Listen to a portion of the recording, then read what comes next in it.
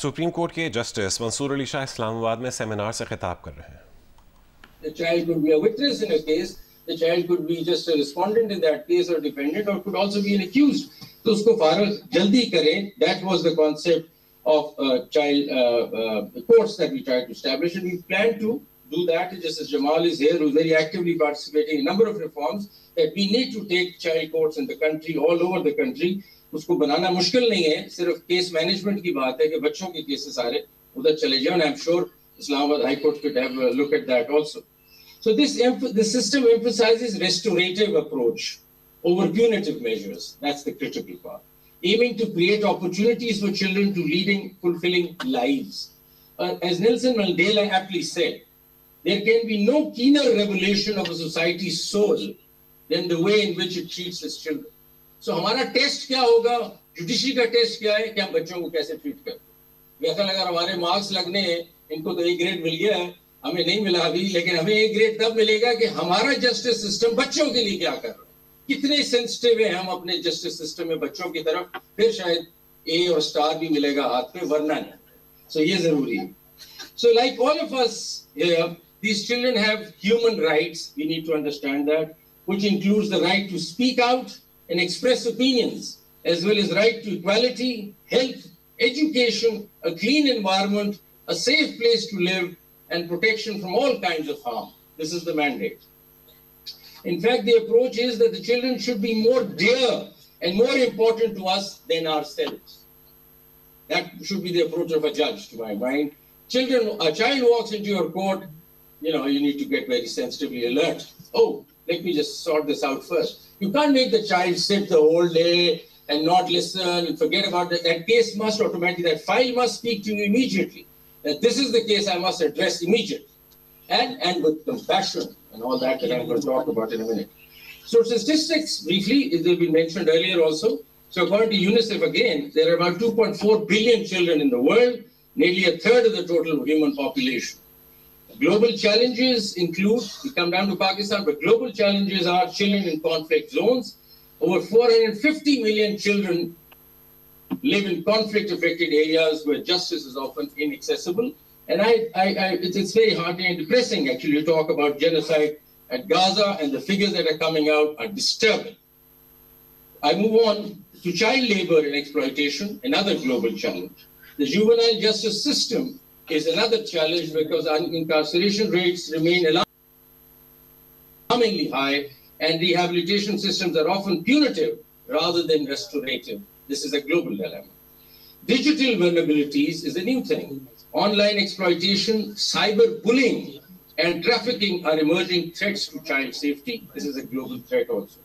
Coming to Pakistan, as of 2023, there are 107 million people under the age of 18 in Pakistan.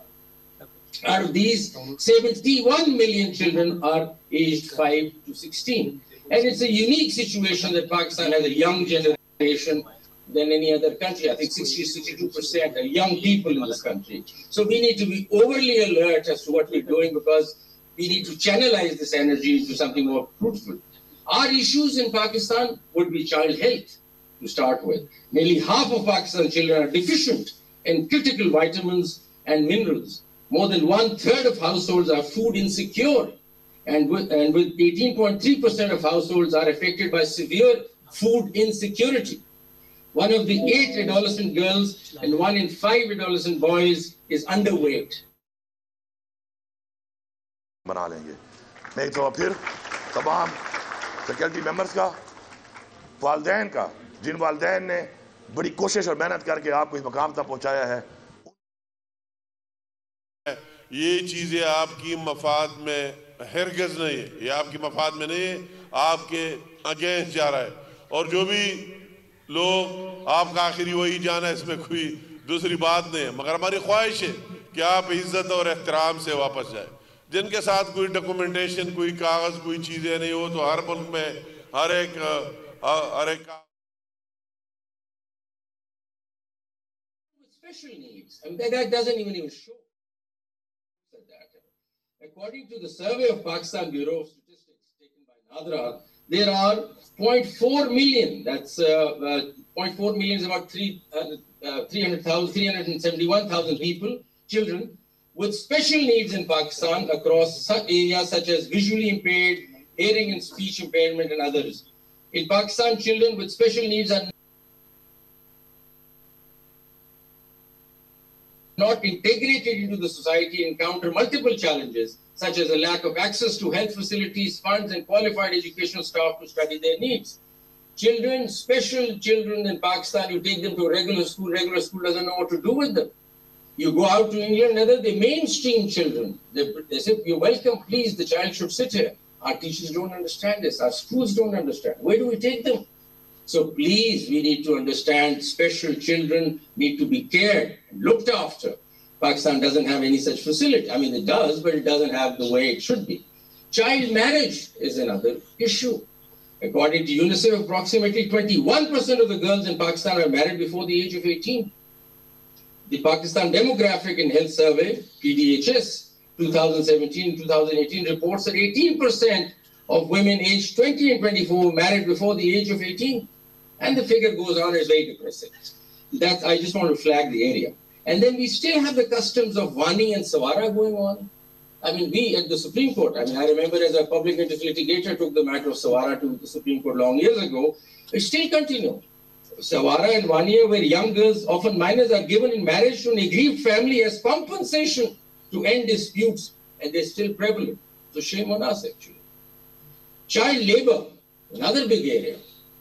According to the Labour Force Survey, 2017 and 18, around 12.5 million children between the age of 5 and 14 are engaged in child labor. Then we have child trafficking going on. According to the Trafficking in Person Report 2024 by the US Department of State, the government of Pakistan reported identifying 30,000 trafficking victims.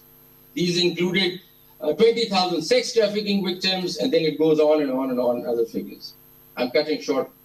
Forced conversions, from other religions to other religions. The population of Pakistan is 96.3% Muslim, but there are other populations that forced conversions being made. Then we have corporal punishment, which I really disturb. And corporal punishment is the punishment given in schools by teachers to students. In a study carried out in 40 schools across Hyderabad by the National Institute of Health, it was reported that out of 1,752 sixth grade students, 91% of boys and 60% of girls reported corporal punishment at the school. This is not on. Corporal punishment really is illegal. I mean, the law prohibits it, but goes on. We need to address that. Juvenile offenders. The total number of convicted under trial juvenile imprisoned in various hostels, institutes and jails, Punjab was 645, and the figure goes on, but we need to look at that. We need to get them out of prisons, put them into some other, modes of restoration. That is diversion and other plans that are provided in the new 2018 Act, which I'll come. Child abuse is another big problem our society is facing.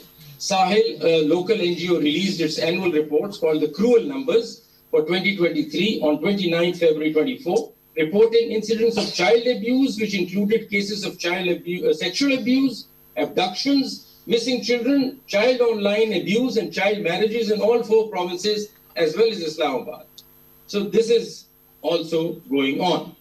With the increase in internet penetration in Pakistan, well, the internet is pretty slow these days, but otherwise, and an increase of 22 million internet users recently, issues such as child pornography, cyberbullying, sexting, live streaming of child sexual abuse and their exploitation have intensified.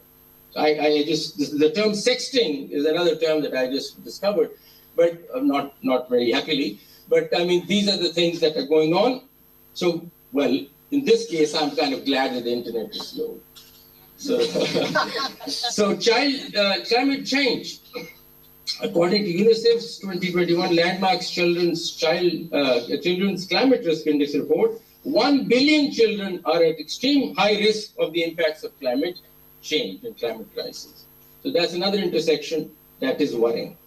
So how do we go about it, you see? What should be as judges, what should be our approach? These are the crises going on, and we'll end up getting on these.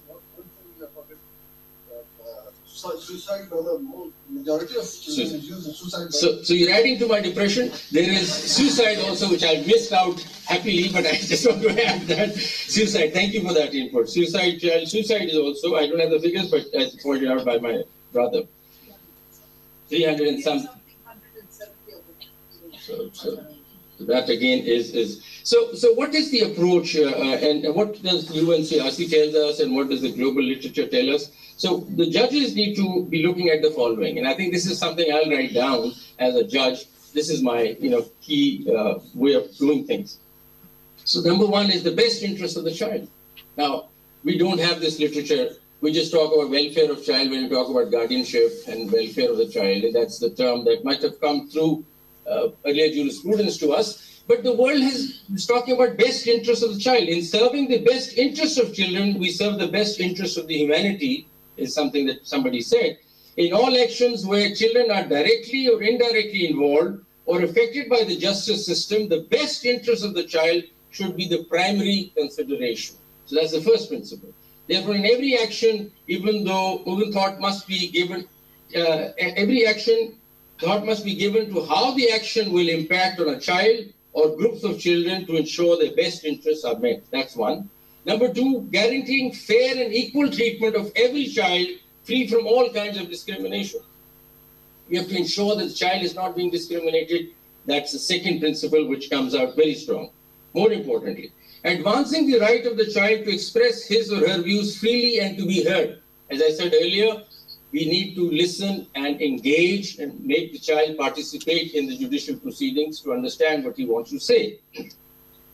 Children have a particular right to be heard in any administrative or judicial proceedings, either directly or through a representative or an appropriate body in a manner consistent with the procedural rules of national law, which doesn't happen. Next principle, protecting every child from abuse, exploitation, and violence. This is also the responsibility of the court to create that cover, that protection around a child, which is important. We need to move on. Treating every child with dignity and compassion. Now, this is what a judge must have. He must have compassion, or she must have compassion. A judge can't be a judge if he or she does not have compassion. So every child has to be treated as a unique and valuable human being, and as such, his or her individual dignity, as also pointed out by my friend Abdullah, dignity is at the heart of it. Special needs, interests, privacy should be respected and protected. So we must protect the child. I personally, I must admit that if a child comes to my court, we're not really talking about protecting the child immediately. We're just trying to decide a case. I think we need to get more sensitive about it. We have a child coming to a court. Think about the child. Are we protecting him? Are we giving him the security? Is his privacy protected? Is he being heard? I think that's the kind of focus we need to have in the court. So respecting legal guarantees and safeguards in all due processes, we need to do that. Preventing conflict with the law is a crucial element of any juvenile justice policy. These are all principles that continue coming. I'll just move on. So mainstreaming children's issues in all rule of law efforts are important. Our legal framework, we have, and I urge every judge to go through the UNCRC. It talks about some wonderful principles, and it's legally binding because Pakistan is a signatory to this document. Supreme court के justice Mansoor Ali Shah Islamabad में seminar से खिताब कर रहे हैं। ज़िला कुरम में क़याम अमन के लिए मुख्तलिफ इक़दामात किए जा रहे हैं। 125 अफराद पर मुश्तमिल पश्तून अमन जिरगा फ़रीक़ैन के माहिदीन से मुज़ाकरात कर रहा है। तफसील बताएंगे अली अफज़ल। ज़िला कुरम में पायदार अमन के क़याम और हालात मामूल पर लाने के लिए मुख्तलिफ इक़दामात उठाए जा रहे हैं। बलूचिस्तान और खैबर पख्तूनख्वा के मुख्तलिफ अज़ला से 125 अफराद पर मुश्तमिल पश्तून अमन जिरगा गुज़श्ता 5 रोज़ से ज़िला कुरम में फ़रीक़ैन के माहिदीन से मुज़ाकरात कर रहे हैं, जबकि कोहाट में भी गुज़श्ता रोज़ से ग्रैंड अमन जिरगा भी जारी है। माहिदीन का कहना है कि क़याम अमन के लिए उनकी कोशिशें जारी रहेगी। जिरगा मेंबरान का कहना है कि अगर फ़रीक़ैन के माहिदीन क़याम अमन में ताउन करें तो बहुत जल्द हालात मामूल पर आ सकते हैं। ज़िला कुरम में मुसाफिर गाड़ियों पर हमलों और फायरिंग के वाक़यात के बाद मैन पेशावर परशनार शारा आमदरफ्त के लिए बंद है, जिसके बायस शहरियों को शदीद मुश्किलात का सामना है।